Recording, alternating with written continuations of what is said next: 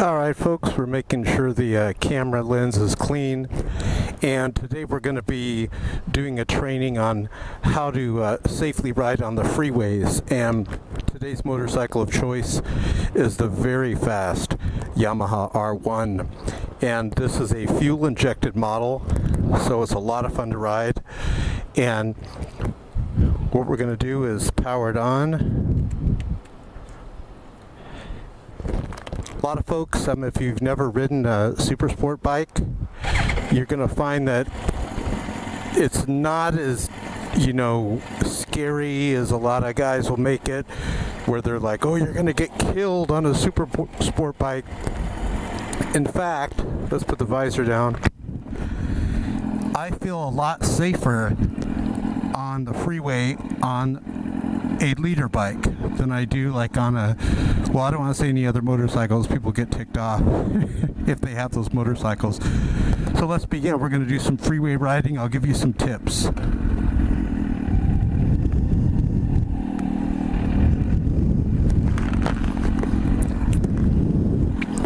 Hang on, buckle up. So this guy's gonna let me go here, lady. So first thing you're gonna notice on the freeway on a super sport bike is you feel a lot safer. You have power on tap. Let's see what this dude's riding. Ninja. I think it's a 650. So we're going to be getting on the freeway and I'll show you some stuff. And if you've never ridden a leader bike, the main thing I would tell you as far as safety is first and second are the most twitchy. Like, you got to be a lot more cautious with first and second. All right, green arrow. And going around corners, you could really hit the throttle like in the twinkling of an eye. Let's get some air in here real quick. So we're going to get on the freeway and I'll show you some stuff. I'm going to hope I get a red light one more time so I can put this strap on my backpack under the other strap, but let's just do it right now. Let's try to get this red light right before we go on the freeway because I want to tell you something. And you know how life is. When you want a red light, look, it only gives you green. Awesome. Okay, so we're going to be getting on the freeway over here. The first thing you want to realize when you're going to get on the freeway is speed is life. You don't want to be going all slow on the freeway when the rest of the traffic is going 80 or 90. And on the mean, unforgiving freeways that I ride, they'll go 80, 90 oftentimes. When you start getting down into Los Angeles, then forget it. It's like 15 miles per hour. So first we're going to show you how you enter the freeway.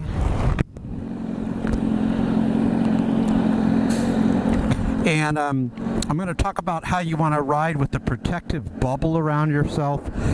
We'll explain that. Here we go. Do we have the green yet? We do. Notice green arrow. This truck doesn't care.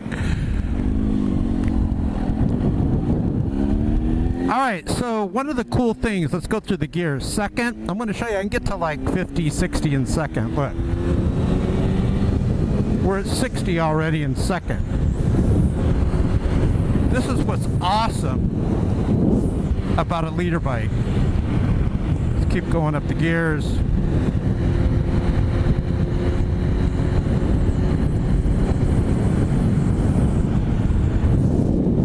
Now, let's talk about that protective bubble I was talking about. Notice how I have a bubble around me. No one here, no one here, no one behind me.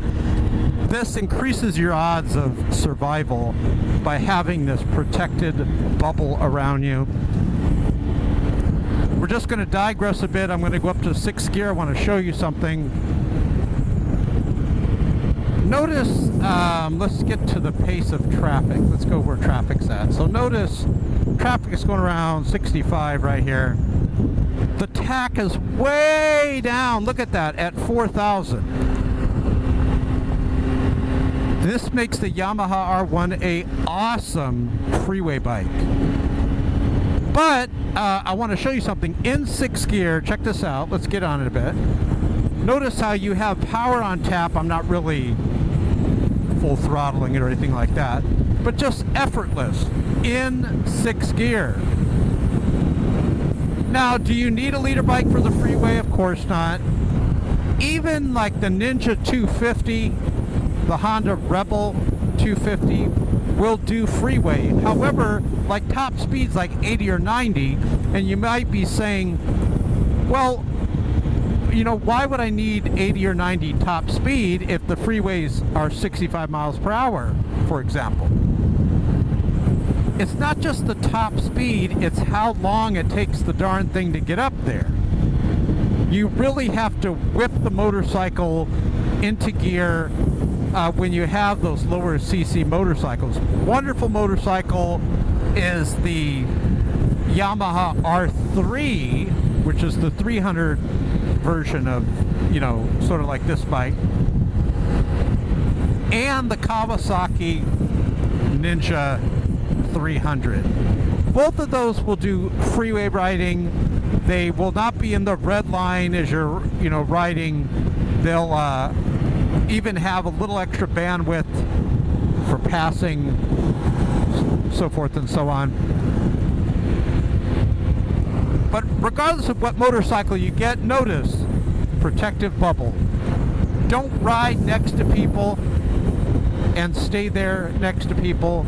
Like, let me give you a good example. I hate slowing down, but let's do it. Like these cars on the right, okay? Don't be kind of riding next to them like this. You know, always be, you know, within reason. You don't want to be going over the speed limit all the time. But you always want to be, notice I'm slowly passing traffic. I find it's much safer if you're going at a, like, see this truck right here? If you're going at a slightly faster speed than that, and you're constantly in the mode of passing traffic. Now, hold on, let me put the strap on my backpack. Evidently the wind made it come out. Okay. Now, what about lane position? I always have people comment on my lane position, because notice I'm not in the center of the lane. There's no one around me. See, look. I'm in my protective bubble here. But notice I'm not right in the middle of the lane, and the reason why is a lot of oil and coolant and debris is in that middle lane. Sometimes I'll go in this lane, but if I'm in traffic, I don't like to be right behind the car in the middle lane. I like to always be where I could see them in their mirrors. Let me tell you something else that a lot of motorcycle riders are probably going to cringe when I say it, but I totally mean it. If I could pass a law where talking on the cell phone was legal while driving, I would pass that law. You heard me right. I would make cell phone talking while driving legal. And I'm going to tell you why. I've been riding ever since it was legal to talk on the cell phone. Did you know that? It used to be legal to talk on the cell phone. I remember when cell phones came out, I thought it was the coolest thing. I got one for my briefcase, and it was like a box, and it had a little antenna that went up, and then I would put it in my car, and I'd have to connect it to the antenna, you know, on the back of the car window. Remember when we had those little cell phone antennas on the back of the window, and we thought it was like the coolest thing since sliced bread?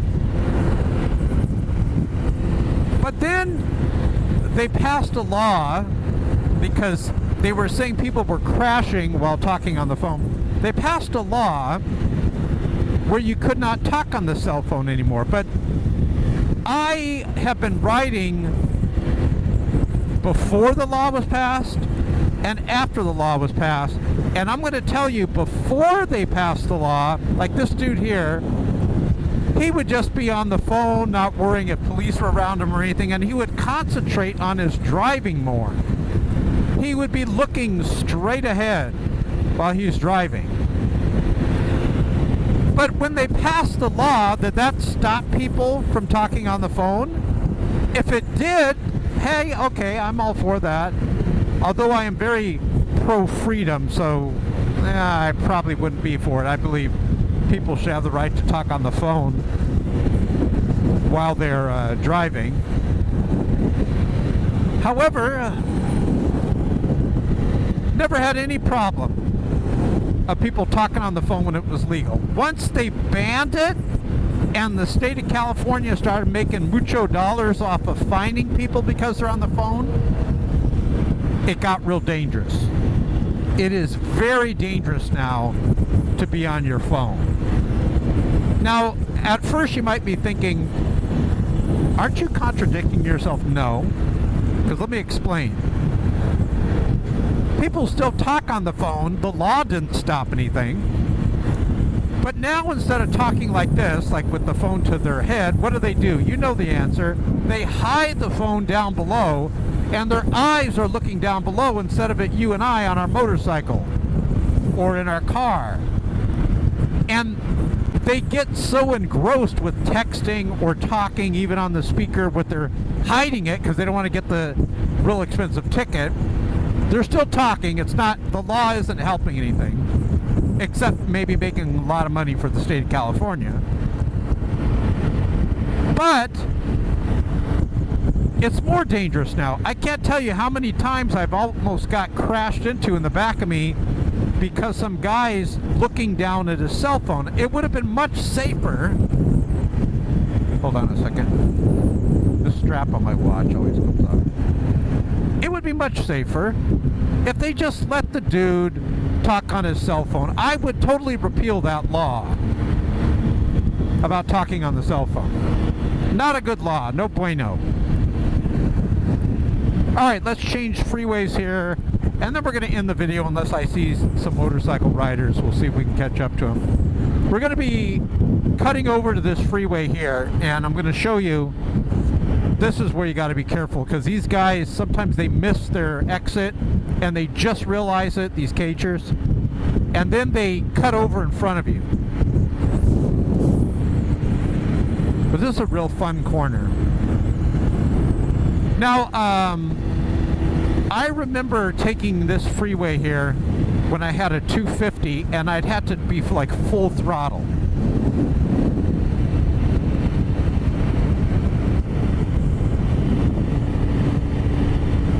It was not fun. And then I'd have to downshift. Let me show you something else. I'd have to downshift on this very steep hill coming up here. So my advice, if you're going to be going freeway, for God's sakes, for everything that is holy, righteous, and good, get yourself a bike with some power, okay? I would get a 600 at least. A lot of people think like these leader bikes or a 600, oh, you're going to kill yourself. Most of the power, even on the R6, it's not on the front end. You really have to wind it out a bit. Not on this bike, of course. You have power all the way through the power band because you know it's an R1 leader bike. But the 600s, most of them, I'm trying to think of one that isn't where most of the power is on the top end. Let me think. I can't think of any. Most of them, with the exception of like the V-twin, like the SV650, which has very good torque. But most of the power is on the top end, so you really have to wind it out, and then you'll start, that's when you can start getting into trouble. Because the way the R6 is, for example, it's boring, boring, boring, boring, explosive power. Like it hits, it just comes on like by surprise. It's not like wah, it's wah, and like that sound effects. So notice we just went up that was a very steep hill, and we're still in 6th gear. It's not breaking a sweat. What else can I tell you? For freeway riding, I mean, it's almost a must. You got to have a windscreen. It's no fun that wind buffeting you, hitting you in the chest.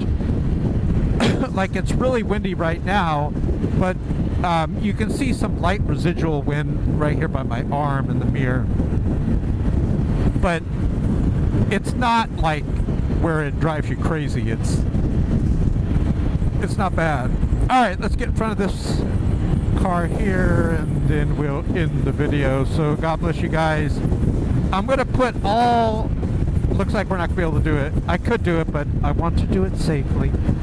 But look below this video, and I'm gonna put some other motorcycles that I've ridden and I've reviewed. I'll show you how the 250 is on the freeway, the Ninja 250, some 600s. But if you're going to be riding the freeways, what did we talk about? Speed is life. Stay in your protective bubble. Notice through this whole ride, I've avoided, sitting next to people. Notice, protective bubble. See? Get something with power. We talked about that. Lane, when you're in the lane, try to make it where people can see you. Make sure you wear, good gear.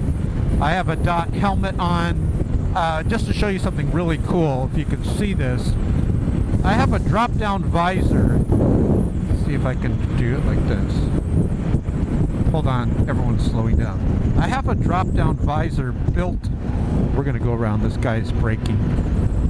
Built into my helmet.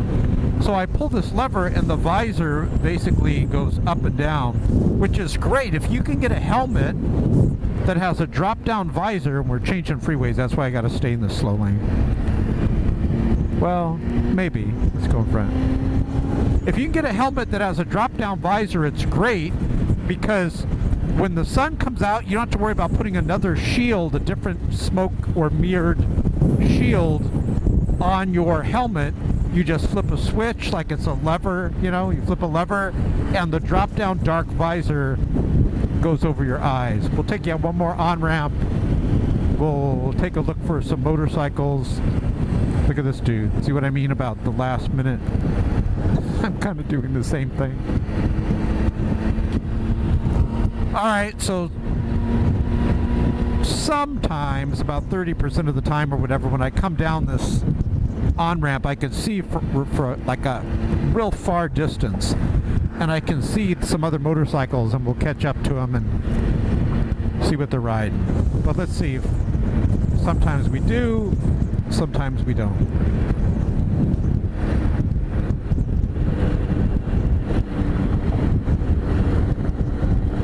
Bumper to bumper. Look at this traffic. Now, let's say where you ride, I'm actually glad, let's go through here.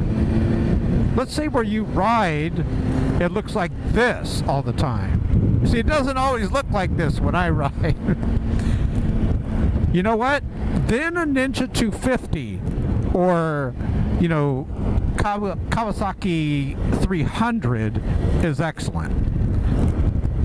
In fact, that would be better for these conditions than this bike, because this bike will run hot if it just sits around. It wants to suck up air. For example, we're at 183 Fahrenheit, right? See, no motorcycles. And now we're at 185.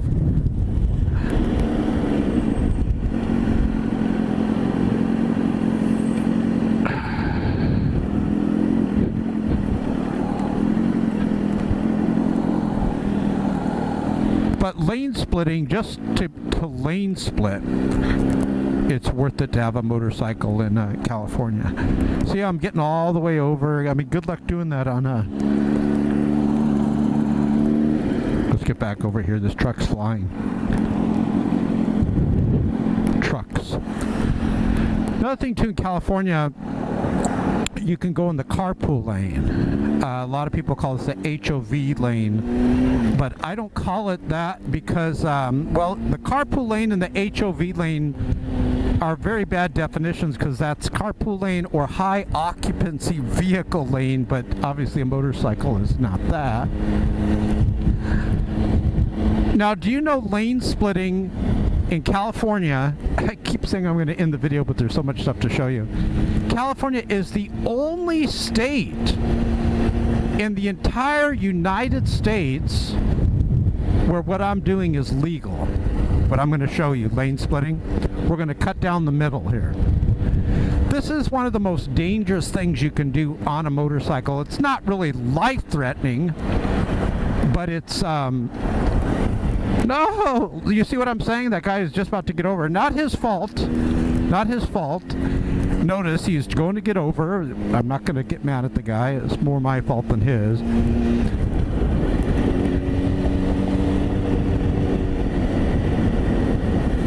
But look at this. You're like inches away from vehicles.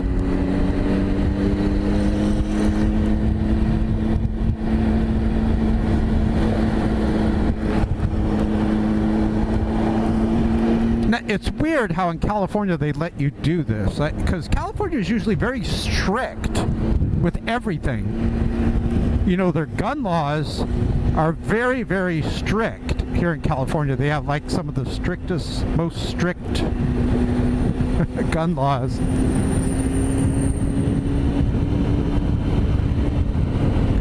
Now, I will be honest and tell you, on a leader bike, you see how the speed picks up pretty quick, like, and we're not even really getting on it, and you have to realize, hold on, my nose itches, and I got the visor locked. Hold on. You have to realize how fast the traffic comes up on you here as you're coming up on the traffic. I mean, it really comes up fast, and we're hitting lots of bumps here. Another thing too, when you're riding, look at the freeways here.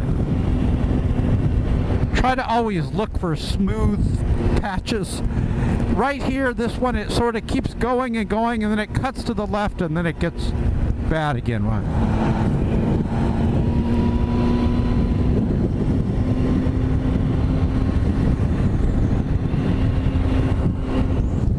Now, it is legal to lane split, even, we're going about 55, it says there, 54.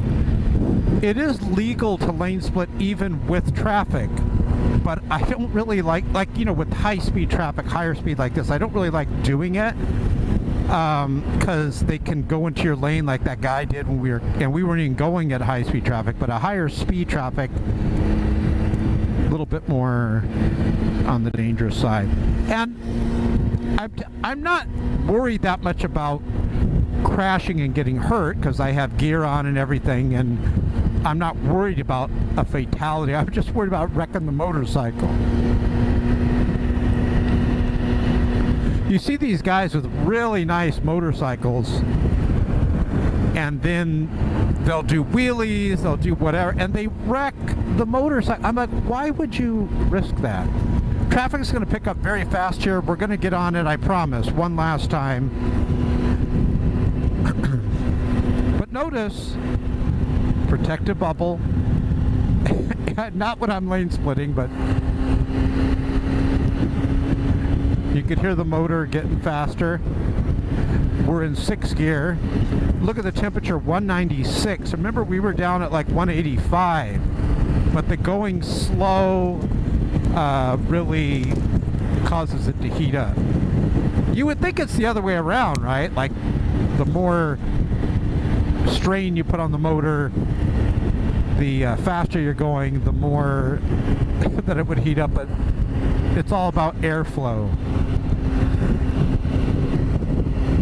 Getting ready here. Once we come around this corner and we cut to the left, it's going to be like a separate lane, just carpool lane, and see if we can get on it. It's down to 194 Fahrenheit. it takes a while riding for it to start coming down once you've been sitting in traffic. All right, lanes are splitting now. We're going to go to the left. It's now at 192 Fahrenheit.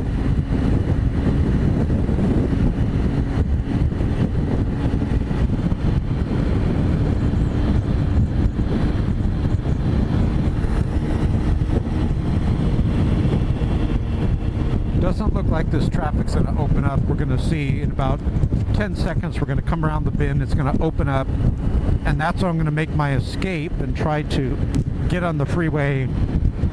All right, it's pretty kind of open.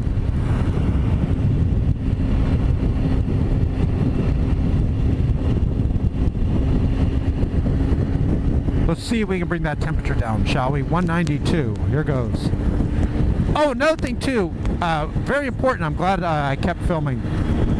You want a bike where you can tuck down like this, because when you really want to get on it, or when it's really windy, you want to be able to lean forward. This is a very, very comfortable bike. 192 still. But I just want to show you why you need something with power. Look at the speed, 84, and look at this guy. We're not even catching up to him. These are the speeds that they go in certain areas of California. We're down to 189 Fahrenheit.